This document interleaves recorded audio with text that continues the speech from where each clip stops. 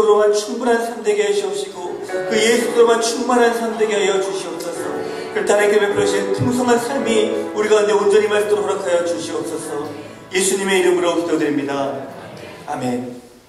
우리 이 말씀을 같이 한번 봉독할 때에 하나님께서 우리에게 주시는 계시의 말씀을 이렇게 받겠습니다. 제가 먼저 24절을 봉독합니다. 그가 오시기에 앞서 요한이 먼저 회개의 세례를 이스라엘 모든 백성에게 전파하리라. 너희가 나를 누구로 생각하느냐? 나는 그리스도가 아니라 이웃이 이가 있으니 나는 그 발의 신발끈을 풀기도 감당치 못하리라 하였습니다. 형제들아, 아브라함의 후손과 너희 중 하나님을 경외하는 사람들아, 이 구원의 말씀을 우리에게 보내셨거늘 예루살렘에 사는 자들과 그들 관리들이 예수와 및 안식일마다 외우는가 선지자들의 말을 알지 못하므로 예수를 정죄하여 선지자들의 말을 응하게 하였도다. 죽일 죄를 하나도 찾지 못하였으나 빌라도에게 죽여달라 하였으니 성경에 그를 가리켜 그 말씀을 다 응하게 한 것이다. 그의 마음에서 내려가서 하나님이 죽은 자 가운데서 그를 살리신지라. 갈릴리로부터 예루살렘에 학교를 가면서 일어날 것이니 그들이 이제 약속 앞으로 그에게 주십니다. 우리도 조상들에게 주신 약속을 너에게 전파하노니 곧 하나님이 예수를 일으키사 우리 자녀들에게 이 약속을 이루게 하셨다. 시편 2편에 기록된 바와 같이 너는 내 아들이라 오늘 내가 너를 낳았다 하셨고, 또 하나님께서 죽은 자 가운데서 그를 일으키사 다시 썩음을 당하지 않게 하실 것을 가르쳐 이르시되 내가 다윗의 거룩하고 밑보는 살을 너희에게 주리라 하셨으며, 또 다른 시편에 이르시되 언제도 썩음을 당하지 않게 하시리라. 다윗은 당시 하나님의 뜻을 따라 섬기다가 잠들어 그 조상들과 함께 묻혀 썩음을 당하였을 때 하나님께서 살리신. 그러므로 형제들아, 너희가 할 것은 이 사람을 힘입어 죄사함을 너에게 전하는 이것이며, 또 모세의 율법으로 너희가 이롭다 하심을 받지 못하던 모든 일도 이 사람을 힘입어 믿는 자마다 이롭다 하심을 받는 것이다. 그런즉 너희는 선지자들을 통하여 말씀하신 것이 너에게 미칠까 삼가라. 일러스되 보라, 멸시하는 사람들아, 너희는 놀라고 멸망하라. 내가 너희 때를 당하여 한 일을 행하리니 사람이 너희에게 일러줄지라도 도무지 믿지 못할 것이라 하였느니라 하니라. 아멘. 이 시간 박승달 목사님, 주님을 위해서라면 어떤 희생도 행복하다라는 제목으로 말씀 드리시겠습니다. 사도행전 2장에서는 베드로의 설교가 등장을 했고요. 7장에서는 스데반의 설교가 이렇게 등장을 합니다. 그리고 오늘 13장에서는 사도 바울의 이렇게 설교가 등장을 합니다. 그런데 이제 이 복음이 이 땅에 전해지고 예수 그리스도께서 이 땅을 떠나시면서 위로부터의 능력이 임하고 또 그 능력을 통해서 하나님의 역사가 나타나면서 전해지는 이 설교는 사실은 대단히 중요합니다. 그것은 앞으로 되어져야 될 인류 역사의 설교가 어떻게 나아가야 되는가를 분명하게 우리에게 그 고울을 정해주고 그 롤 모델이 되는 설교들의 내용입니다. 오늘도 본문 가운데 이 사도 바울의 설교가 나오는데요. 이러한 설교의 공통적인 특징을 제가 두 가지로 이렇게 분석을 했습니다. 하나는 역사적인 관점에서 늘 복음이 전해지게 된다는 것입니다. 그것은 구약으로부터 시작해서 계속해서 그런 역사적인 관점이 시작되는데요. 오늘 본문 말씀 바로 전에도 그런 대목이 등장합니다. 하나님이 약속하신 대로 이 사람의 후손에서 이스라엘을 위하여 구주를 세우셨으니 곧 예수라. 이 사람 전에, 이 사람은 바로 이제 다윗인데요. 이 다윗 전에는 또 아브라함, 이삭, 야곱, 요셉, 또 그리고 우리가 모세, 또 여호수아, 또 에스겔, 다니엘, 끊임없는 구약의 인물들이 있었다는 것입니다. 그것의 의미는 무엇이냐면 기독교는 철저하게 하나님께서 위로부터 내리시는 종교고 하나님이 시작한 하나님의 섭리의 종교라는 겁니다. 하나님이 시작하셨고 하나님의 그 역사의 주인이 되시고 그 역사의 끝을 맺으신다는 것이죠. 그러므로 어떤 우리 사람에게서 또는 그리고 우리 자신에게서 뭔가를 찾아서 득도하고 깨닫고 이런 종교가 아니라는 사실입니다. 그래서 우리가 흔히 얘기하는 대로 계룡산에서 몇 년, 빅배에서 몇 년, 기도원에서 몇 년, 그래가지고 어느 날 내가 깨닫고 대우각성하고 아니라는 겁니다. 그것은 우리가 불교적으로 접근해서 그런 거지, 기독교는 내 안에 그런 것이 없어요. 내 안에 선한 것이 없습니다. 그렇기 때문에 철저부터 위로부터 밖으로부터 능력이 오고 권능이 오고 역사가 와야만이 일어나는 바로 그러한 모습이기 때문에 늘 이 설교의 핵심 속에서는 인물들, 어떻게 하나님이 그들에게 또 어떻게 하나님이 그들의 삶을 통하여 역사하셨는지 그 역사성을 늘 가지고 말씀이 전해진다는 것이죠. 또 하나의 롤 모델은 뭐냐면 결론이 항상 예수 그리스도입니다. 그러니까 예수 그리스도가 중심이에요. 예수 그리스도 전에도 예수 그리스도를 향하여 왔고, 또 그리고 예수 그리스도가 오셔서도 예수 그리스도였고, 예수 그리스도가 이 땅을 떠나면서도 예수 그리스도를 통하여서 모든 일들이 이루어지는, 그래서 현재나 과거나 또 미래나 그 어떤 것이 되었든 예수 그리스도를 통하여서 철저하게 나아가는 것이 바로 기독교라는 종교입니다. 왜냐하면 예수 그리스도를 통하지 않고는 하나님께 절대로 갈 자가 없기 때문입니다. 그렇기 때문에 예수 그리스도가 역사의 주인이라고, 또 예수 그리스도의 역사의 중심이라는 것은 우리 인생의 중심도 예수 그리스도가 되어야 되고, 우리 인생의 주인도 바로 예수 그리스도라는 겁니다. 그러므로 우리는 예수 그리스도 때문에 살고, 또 예수 그리스도 때문에 죽고, 예수 그리스도 때문에 다시 거듭날 것이며 부활할 것이라고 말씀하시는 것이 설교의 핵심적인 내용입니다. 오늘 본문도 먼저 세례 요한의 이야기로부터 이렇게 시작을 합니다. 예수님이 오시기 전에 세례 요한이 광야에서 예수 그리스도가 오실 것을 외쳤고, 많은 사람들에게 회개하라, 천국이 가까워졌느니라 이렇게 복음을 전하면서 예수 그리스도의 오심을 이미 선포하고 예비하고 있었습니다. 그런데 이 세례 요한의 중요한 특징 중에 하나가 무엇이냐면 철저하게 주님만 높인다는 거예요. 자기 자신은 없습니다. nothing, 없어요. 그리고 오실 예수 그리스도에게 모든 초점을 맞추고 그 오실 예수 그리스도에게 모든 자신이 했던 것들의 모든 것들이 영광을 올려드리는 것입니다. 그 말씀을 보면 25절에 요한이 그 달려갈 길을 마칠 때 말하되 너희가 나를 누구로 생각하느냐. 세례 요한이 그렇게 신실하게 살고 또 많은 기적들을 일으키고 능력을 일으키면서 오실 예수 그리스도를 선포하자 이 사람이 메시아가 아닌가, 이 사람이 정말 오실 예수 그리스도가 아닌가, 사람들이 이러한 착각에 빠졌습니다. 바로 그 시점이 오자 세례 요한은 정확하게 자신을 선포합니다. 뭐라고 하냐면 나는 그리스도가 아니라 내 뒤에 오시는 이가 있으니 나는 그의 신발끈을 풀기도 감당치 못하겠노라. 나는 아무것도 아니라는 거예요. 나는 오실 예수 그리스도에 비하면 나는 그의 신발끈을 매기는 것조차 내가 감당할 수 없는 그렇게 존귀한 분이 내 뒤에 오시는 것이고, 그분을 위해서 나는 잠시 그림자처럼 있다가 사라지는 그런 존재라고 자기 자신을 드러냅니다. 예수 그리스도를 진정으로 만난 자, 복음을 진정으로 만난 자들의 특징입니다. 자기 자신이 없습니다. 여기서 끝나지 않습니다.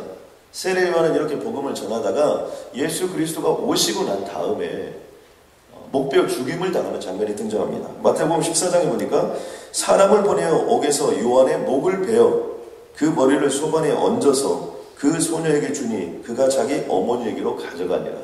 헤로디아가 춤을 추다가 헤롯의 마음을 사고 그의 어머니가 불륜이죠. 헤롯하고 그 불륜에 대해서 세례 요한이 지적한 거에 대해서 결국은 죽이기로 작정을 합니다. 그 시대만 해도 참수를 했습니다. 여러분, 칼로 목을 베어서 뒤에서부터 앞으로 목을 베어서 죽이든지 아니면 도끼를 쳐서 목을 잘라 죽였습니다. 그런데 그렇게 참수를 해서 소반에 담아다가 세례의 목을 그 헤로디아 또 헤롯 그의 어머니에게 바쳐졌다는 것입니다. 그런데 그런 죽음의 순간까지도 세례 요한은 하나님의 영광을 위하여 나아갈 뿐 자신의 어떤 그런 부분에 대해서 안타까워하거나 자신이 이렇게 죽는 것에 대해서 어떤 고통스러워하는 모습조차도 보이지 않습니다. 그러면서 사도 바울은 유대인들에게 강하게 질책합니다. 무엇이라고 질책하냐면 죽일 죄가 하나도 없었던 예수 그리스도를 너희가 죽였다는 거예요. 그런데 사실은 죽이기는 너희가 죽였으나 이것은 하나님의 섭리 가운데 있어서 하나님의 약속의 말씀을 이루려 하셨다는 거예요. 이건 하나님이 하신 일이라는 거예요. 그러면서 후에 나무에서 내려다가 무덤에 두셨으나 하나님이 친히 죽은 자 가운데서 그를 살리십니다. 그러니까 역사의 시작이 누구예요? 하나님이에요. 그리고 그 역사를 이끌어 가시는 분이 누구예요? 하나님이에요. 그리고 하나님의 섭리와 하나님의 직선적인 시간과, 그러니까 우리는 윤회적인 시간관이 아닙니다. 돌고 또 돌고 이런 게 아니에요. 하나님이 시작하셨고 그 스타팅 포인트가 있는 것은 반드시 엔딩의 시점이 있는, 끝남이 있는 겁니다. 그러므로 우리들이 신앙생활하고 믿음생활하는 것은 시작이 있었으면 반드시 끝이 있게 되는 줄로 믿습니다. 그러므로 우리가 처음부터 끝이 더 좋은 인생을 살아가는 것이 우리의 목표죠. 또 하나님께서 이 죽은 자 가운데서 그대로 놓지 않으시고 다시 일으켜서 다시 썩음을 당치 않겠다는 거예요. 너희들이 다윗 하는데 이 다윗은 예수 그리스도가 오시기 1000년 전에 살아요. 성경에 무려 다윗이라는 단어가 뭐 적게는 700번, 많게는 800번 정도 등장한다고 합니다. 그러니까 다윗이 얼마나 이스라엘 민족들에게 위대한 인물입니까? 그런데 다윗은 하나님의 뜻을 쫓아 섬기다가 죽었고 썩었다는 거예요. 그 얘기는 뭐냐면 하나님의 뜻을 쫓아 오실 메시아를 사모하면서 기다렸다는 거예요.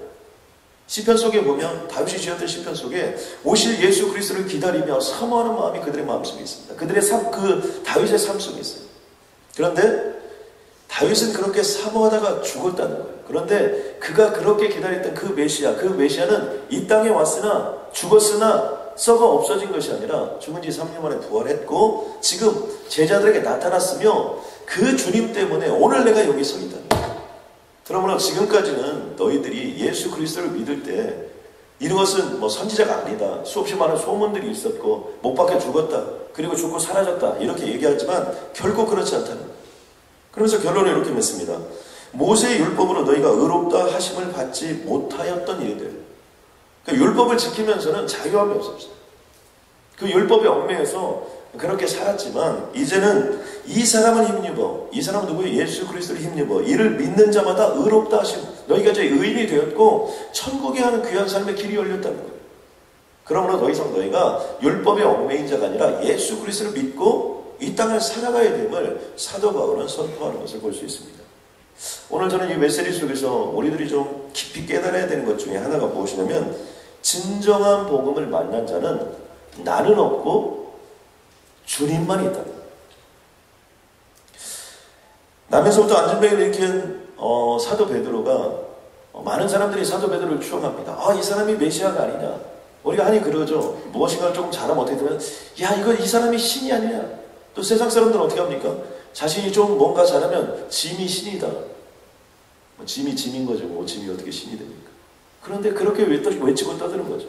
이 사람들은 뭔가를 잘하면 추앙하는 버릇이 있어요. 그만큼 우리는 연약하다는 걸 상징적으로 보여주죠. 사도 베드로를 추앙하고 그를 높이고자 할 때 사도 베드로가 한 얘기가 뭡니까? 이스라엘 사람들아, 이 일을 왜 놀랍게 여기느냐? 왜 이 일에 대해서 나를 주목하느냐? 그러면서 그가 한 얘기가 뭐예요? 내 개인의 권능과 경건으로 이루어진 일이 이루어지지 않았다는 겁니다. 우리가 명심해야 될 것이 하나 있습니다. 어떤 기적이 일어났습니까? 능력이 일어났습니까?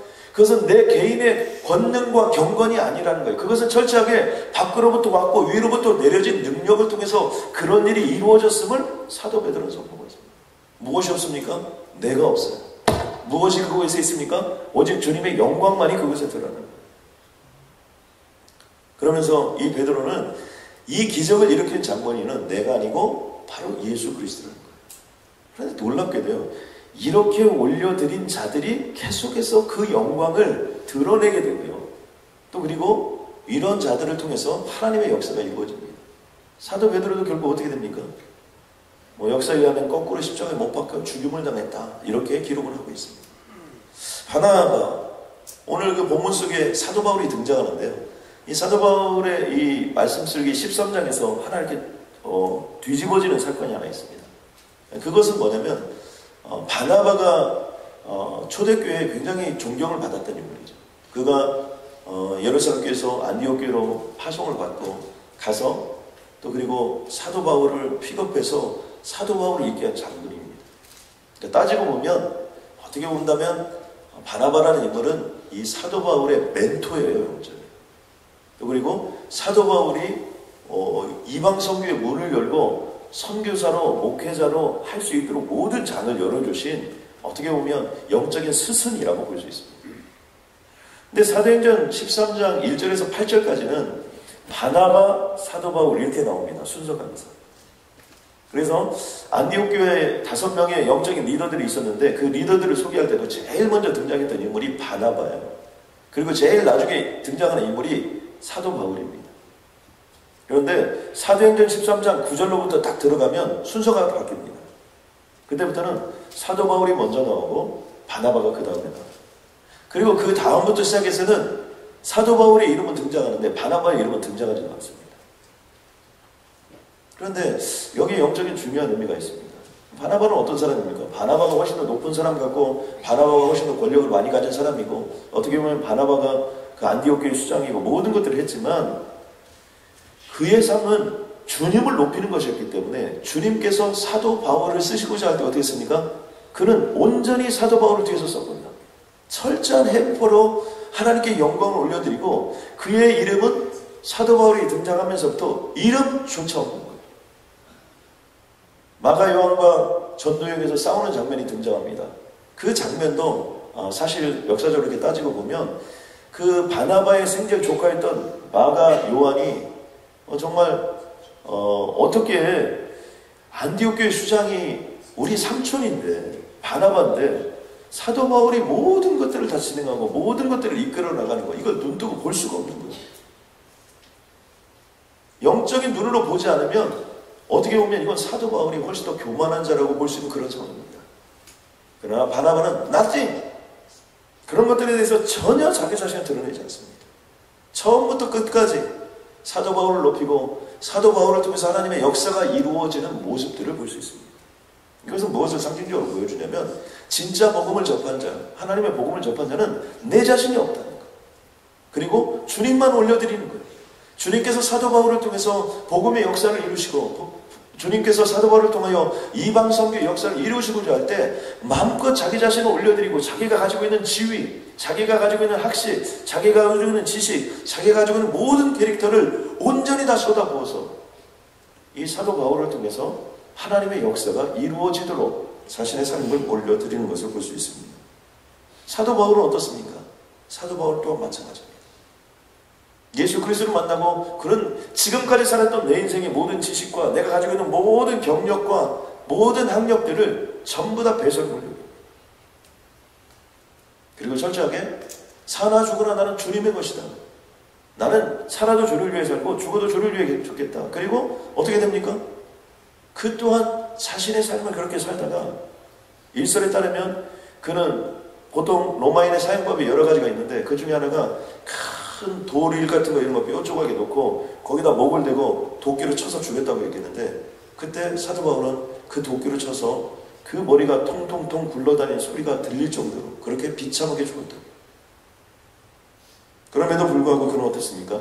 그는 끝까지 주님만을 높입니다.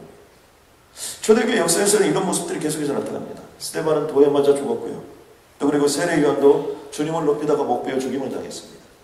사도 베드로는 거꾸로 십자가 못 박혀 죽임을 당했고 또 사도 바울도 그렇게 죽임을 당했습니다.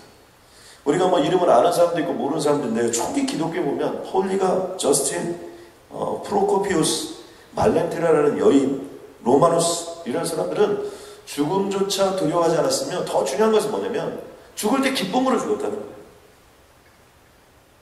나는 어쩔 수 없이 주님 앞에 주님의 이름으로 죽었고 그런 것이 아니라 자기 희생에 대해서 그렇게 죽는 것에 대해서 기쁨으로 하나님께 영광을 올려드리며 죽는 그 순간까지도 행복하게 죽을 수 있었다는 거예요. 왜요? 주님의 영광이 이 세상의 모든 것들보다 설사 죽음조차도 주님의 영광이 더 크고 놀라운 것이기 때문입니다. 초기 기독교에 죽었던 로마누스 같은 경우는요 예수를 믿었다는 이유 때문에 또 그리고 황제를 숭배하지 않았다는 이유 때문에 그는 화형에 처해지게 됐습니다. 기둥이 세워지고 움직이지 못하도록 그 기둥에 로마누스를 묶어버리고 또 그리고 나무를 그곳에 다 모아놓고 또 그곳에 기름을 끄얹고 수없이 많은 사람들이 보이는 가운데서 그런 사형을 당하게 되었다고 합니다. 그런데 그때 준비를 다 하고 있는데 로마누스가 이렇게 소리 질렀다는 겁니다. 불이 어디 있느냐? 나를 도대체 죽일 불이 어디 있느냐? 하루라도 빨리 와서 1시라도 빨리 와서 1초라도 빨리 와서 나를 불에 태우다. 내가 주님의 영광을 보리라. 그 모습을 참지 못해가지고 그것을 집행하는 집행관이 혀를 잘라버리라고 했다. 그래서 그 자리에서 로마누스의 혀를 빼서 그 혀를 잘라버렸다는 겁니다. 그럼에도 불구하고 피를 토하면서 그는 끝까지 주님의 영광을 올려드리는 모습 때문에 오히려 그 화형장에 있었던 수없이 많은 사람들이 예수 그리스도를 믿는 그런 영광이 그의 삶 속에 드러나고 나타났다는 것입니다. 어떻게 그렇게 할 수 있었을까요? 그것은 진짜 복음을 만나기 때문에. 진짜 복음을 만난 사람은요 자기 자신이 없어요. Nothing. 왜요? 나는 이미 죽고 오직 예수 그리스도와 함께 나는 이 땅을 살아가기 때문에 주님만 높이는 겁니다. 우리가 두 번째로 이 말씀 속에서 이런 은혜 가운데 우리가 깨달을 것은 뭐냐면 복음을 영화롭게 하기 위해서 우리도 좀 기쁨으로 손해를 보고 또 기쁨으로 좀 희생을 하는 것이 필요합니다. 카타콤의 순교자들이라는 책이 있는데요. 그 책에 보면 초기 기독교는 이런 로마의 황제 또 그 다음에 그런 박해들 이런 것들을 피하기 위해서 카타콤 속에 들어갑니다. 그리고 그 속에서 수백 년을 살아가는데 낳고 죽고 낳고 죽고 낳고 죽고 그런 겁니다. 지금도 그 뼈들이 카타콤에 가면 있다고 합니다. 그런데 우리가 이런 것들을 통해서 볼 때 주님을 위하여 또 그리고 주님의 영광을 위하여 이렇게 삶을 살았던 모습들을 통해서 우리가 좀 우리의 삶 속에 좀 적용해 본다면 우리가 나의 성공을 위하여 주님이 또 필요하고 또 교회의 영광을 위해서 주님이 필요하지만 거꾸로 해보자는 거죠. 정말 성공도 주님을 위하여 이 교회가 반드시 세워져야 되는 부분도 주님의 영광을 위하여 또 그리고 주님의 영광을 위해서 복음을 영원하게 하기 위해서 때로는 내가 좀 손해도 보고 또 때로는 내가 자존심도 좀 상하고 때로는 내가 좀 상처도 있고 때로는 내가 좀 낮아지기도 하고 때로는 내 이름이 뭉개지기도 하고 때로는 내 인격이 좀 박살나지기도 하고 때로는 나의 삶이 비참해지기도 하고 때로는 나의 삶이 가난해지기도 하고 때로는 나의 삶이 정말 복음을 믿었다는 이유만으로 아니 예수님께 충성을 다하는 이유만으로 좀 잠도 못 자고 좀 얼굴은 좀 자원 벌써 붕 떠 있고 정말 우리가 이런 헌신적인 삶, 희생적인 삶 이러한 스피릿들이 죽었기 때문에 기독교가 죽어버리는 거예요.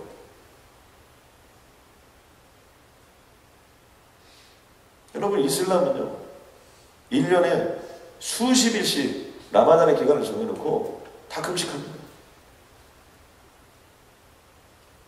남해나는요 하루에 몇 번씩 시간을 정해놓고 그들은 알라를 향해서 아련하는 모습들을 볼 수 있습니다. 알량하게 믿는 기독교 바로 그것이 이 스피릿들을 다 죽일 뿐만 아니라 더 큰 어려움과 더 큰 복음의 진리를 망각하게 만들거든요. 그러므로 저는 이번 한 주간 우리가 살아가면서 무엇을 하든 돈을 벌어도 주님의 일을 위하여 밥을 먹어도 주님을 영광을 위하여 또 그리고 숨을 쉬어도 정말 복음을 영원롭게 하기 위하여 우리가 이번 한 주 한번 그렇게 한번 살아보기로 작정한다면 그곳에서 주님의 영광을 보게 될 줄로 믿습니다. 아멘입니까? 여러분 새벽문에 나오는 거 좀 피곤하시죠? 주님의 영광을 위하여 체력의 한계가 좀 느껴지신 분들 계실 거예요. 이런 분들은 주님의 영광을 위하여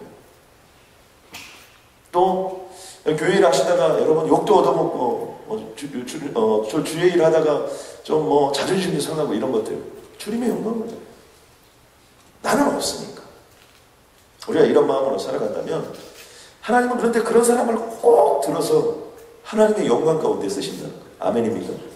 그래서 저는 여기 있는 모든 분들이 단 한순간이라도 정말 남은 생애가 주님의 영광을 위하여 기쁨으로 희생하고 주님의 영광을 위하여 기쁨으로 감당하는 그러한 축복이 임하길 주님의 이름으로 간절히 소원합니다. 하나님 감사합니다. 하나님 스데반처럼 세례 요한처럼 폴리갑처럼 저스틴처럼 프로코피우스처럼 발렌티나처럼 로마노스처럼 우리에게는 생명을 건 하나님 이런 어려운 환경이 없다 하더라도 살아도 주를 위하여 죽어도 주를 위하여 살 수 있도록 우리를 인도하여 주옵소서. 하나님 주님을 위해서 하면 어떤 희생도 행복할 수 있도록 우리를 인도하여 주시옵고 주님 오실 때까지 나는 없고 주님만 있는 그런 삶으로 우리 갈 길을 예비하여 주옵소서.